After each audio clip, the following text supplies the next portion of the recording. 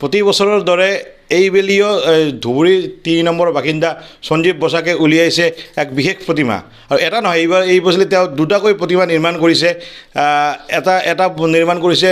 চোলাত আমি ব্যৱহাৰ কৰা বুটামেৰে আৰু এটা আছে কাৰ্বন তাৰেৰে মই পোনপটীয়াকৈ দেখুৱাইছোঁ ডান এক্সপ্ৰেছৰ সমূহ দৰ্শকক এইটো এটা চাব পাৰিছে এটা ধুনীয়া এটা প্ৰতিমা বনাইছে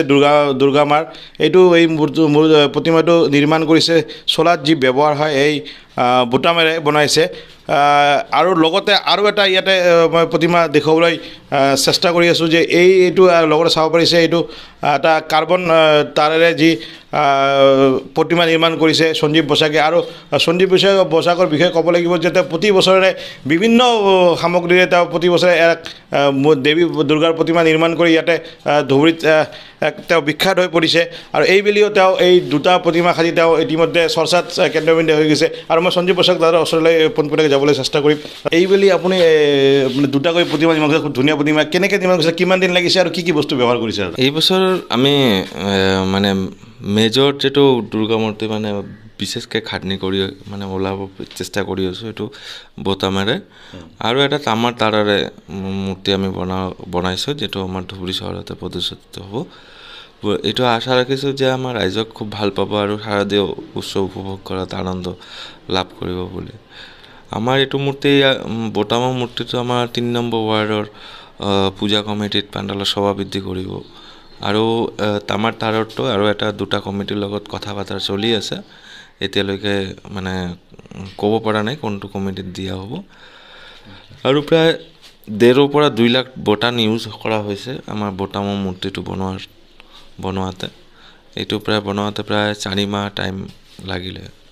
আৰু এই তামাৰ যেটো আমি মূৰ্তি বনাইছে এইটো তাতে 47 কিলো তামাৰ কাৰ্বন তামাৰ ওয়্যাৰ আছে যেটো বেছিভাগ আমি চাও যে এটো ওয়েস্টতে যায় এই ওয়েস্টৰ ওপৰত ৰিসাইকেল কৰাৰ কাৰণে এই বস্তুখিনি আমি কালেক্ট কৰি এটো মূৰ্তি বনোৱাৰ চেষ্টা কৰিছো তামাৰ প্ৰতিমাটো বনোৱাৰ কিমান দিন সময় লাগিছে আপোনাৰ তামাৰ মূৰ্তিটো বহুত টাইম বেছি লাগিছে এটো প্ৰায় জানুৱাৰী মাহৰ পৰা ষ্টাৰ্ট কৰিছিলো এটো কমপ্লিট হৈছে অলৰেডি ৩-৪ মাহ আগতেই আৰু বুটামৰ যে মূৰ্তিটো বনাওঁতে আপোনাৰ কিমান সময় লাগিছে এইটো বনাওঁতে প্ৰায় ৪ মাহ টাইম লাগিছে আৰু আপোনাৰ বিষয়ে অলপমান ক'বচোন আপুনি ইতিমধ্যে আমি জানো যে আপুনি বহুত কেইটা এৱাৰ্ডো পাইছে কি এৱাৰ্ড পাইছে এতিয়ালৈকে এনেতো এৱাৰ্ড বহুতখিনি পাইছোঁ তাৰ ভিতৰতে উল্লেখযোগ্য হ'ল আমাৰ ইণ্ডিয়া বুক অফ ৰেকৰ্ডছ আৰু আসাম বুক অফ ৰেকৰ্ডছত আমাৰ নামটো অন্তৰ্ভুক্ত হৈছে আৰু গ্লোবেল এক্সিলেন্স এৱাৰ্ডৰ নমিনেশ্যনো আমি পাইছোঁ চাও 2025ত মানে কি ৰিজাল্ট ওলায় আৰু এই আপোনাৰ প্ৰতিমা কিন্তু অকল ধুবুৰীতে নহয় গুৱাহাটীতো আপোনাৰ প্ৰতিমা প্ৰদৰ্শন কৰা হৈছে ইতিমধ্যে এইটো যোৱাবলিও এটা প্ৰতিমা প্ৰদৰ্শন কৰা হৈছিলে হা এইটো বস্তু মানে যিবিলাক মূৰ্তি আমি বনাই থাকোঁ এইটোতো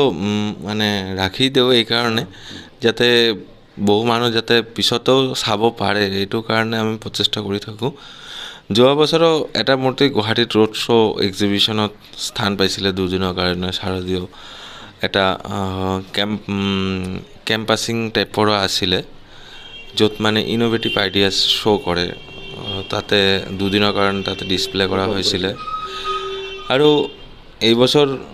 আৰু দুটা মূৰ্তি বাহিৰত যাব যেনেকৈ বিলাসীপাৰাতে আমাৰ প্লাষ্টিকৰ চামুচেৰে মূৰ্তি বনোৱাটো তাতে এটা প্লাষ্টিকৰ ওপৰত এৱাৰনেছ ড্ৰাইভ কৰাৰ কাৰণে এটা কমিটি বহুত চেষ্টা কৰি আছিল এইটোৰ ওপৰতে তাতে যাব আৰু আপুনি এবাৰ 48 ফুটৰ এটা মূৰ্তিমা নিৰ্মাণ কৰিছিলে গুৱাহাটীত সেই বিষয়ে ক'ব নেকি হা এইটো প্ৰায় 5 বছৰমান আগতে আমি গুৱাহাটীত আমাৰ এটা বন্ধু আছিলে এই বন্ধুৰ লগত আমি একেলগে মিলি এটা মূৰ্তি তৈয়াৰ কৰিছিলোঁ থাৰ্মোকলৰে যেটো প্ৰায় 48 ফুট হাইট আছিলে এইটো গুৱাহাটী পাণবজাৰত কৰা হৈছে প্ৰদৰ্শন কৰা হৈছিল হয় নিশ্চয়কৈ ক'ব লাগিব আমি সঞ্জীৱ বসাকৰ ভাষ্য আমি গ্ৰহণ কৰিছোঁ তেওঁ অকল ধুবুৰীতে নহয় গুৱাহাটীতো ইয়াৰ পূৰ্বে দুবাৰকৈ দুৰ্গা প্ৰতিমা প্ৰদৰ্শন কৰিছিলে দুৰ্গা পূজাৰ আৰু এইবুলিও তেওঁ দুটাকৈ প্ৰতিমা নিৰ্মাণ কৰিছে আৰু এতিয়ালৈকে চমকৰ সৃষ্টি কৰিছে ধুবুৰীত আৰু এতিয়া সকলোৰে মুখে মুখে সঞ্জীৱ বসাকৰ নাম আমি শুনা পাই আছোঁ আৰু মই আৰু এবাৰ দেখুৱাবলৈ চেষ্টা কৰিছোঁ যে এইটো চাব পাৰিছে এটি সুন্দৰ প্ৰতিমা এটা নিৰ্মাণ কৰিছে চোলাত ব্যৱহাৰ কৰা বুটামেৰে প্ৰায় ইয়াতে 1.5 লাখৰ পৰা 2 লাখৰ বুটাম ইয়াতে ব্যৱহাৰ কৰা হৈছে আৰু ইমানখিনি বুটামেৰে তেওঁ এইটো নিৰ্মাণ কৰোঁতে তেওঁৰ সময় লাগিছে প্ৰায় 4 মাহ আৰু লগতে আৰু এটা প্ৰতিমা আছে তামৰ তাৰৰ এই প্ৰতিমাটোত প্ৰায় 47 কেজি তামৰ তাৰ ইয়াতে ব্যৱহাৰ কৰা হৈছে আৰু এই প্ৰতিমাটো নিৰ্মাণ কৰোঁতে তেওঁৰ সময় লাগিছে প্ৰায় 9 মাহ সময় লাগিছে আৰু আসলতে এই দুটা প্ৰতিমা এইবাৰেই দুটাকৈ ঠাইত প্ৰদৰ্শন কৰা হ'ব এটা প্ৰদৰ্শন কৰা হ'ব 3 নম্বৰ ৱাৰ্ডৰ দুৰ্গা পূজা কমিটিত আৰু এটা প্ৰদৰ্শন কৰা হ'ব 1 নম্বৰ ৱাৰ্ডৰ পূজা কমিটিত যিকোনো খবৰৰ বাবে যোগাযোগ কৰক 7099017330 অথবা 7099017390 নম্বৰত